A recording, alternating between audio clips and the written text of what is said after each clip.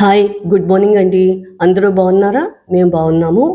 Coffee తాగడం, tea తాగడం అయిందా? మా బాల్కనీలో ప్లాంట్స్. నేను అంతకుముందు చాలా ప్లాంట్సే పెంచేదాన్ని.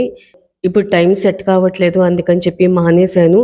యాక్చువల్లీ నాకు ప్లాంట్స్ పెంచడం ఇష్టమే కానీ, వాటిని మెయింటైన్ చేయలేకపోతున్నాను. అందుకే మానేశాను. ఎన్ని కుండీలు ఖాళీగా ఉన్నాయో చూడండి. 7, 8 మంత్స్ బ్యాక్ నా వీడియోస్ చూస్తే గనుక నేను ఎన్ని తులసి మొక్కలు పెంచానో మీకు తెలుస్తది. అన్ని తులసి మొక్కలు ఉండేవి నా దగ్గర. ఇప్పుడు ఒక్క మొక్క కూడా లేదు.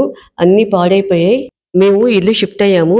అప్పుడు ఆ ట్రాన్స్‌పోర్ట్ వాళ్ళు షిఫ్ట్ చేసేటప్పుడు ఎలా పెట్టేసారో ఏంటో తెలీదు కానీ, కొమ్మలు విరిగిపోయాయన్నమాట. అప్పటికి నేను ఎంత జాగ్రత్తగా సెట్ చేసినా కూడా అవి బతకలేదు. తులసి మొక్కకి వచ్చే విత్తనాలన్నీ నేను ఒక బాక్స్‌లో వేసి పెట్టుకున్నాను. అవి వేశాను కానీ రాలేదేంటో ఈసారి. ఇప్పుడు నేను చూపించిన బాల్కనీలో కొంచెం ఎండ తక్కువొస్తుంది. అందుకనేమో రావట్లేదు. ఇంకో బాల్కనీలో పెట్టి చూస్తాను ఈసారి. మనీ ప్లాంట్ పైకి ఇలా అల్లించడం నాకు ఇష్టం లేదు.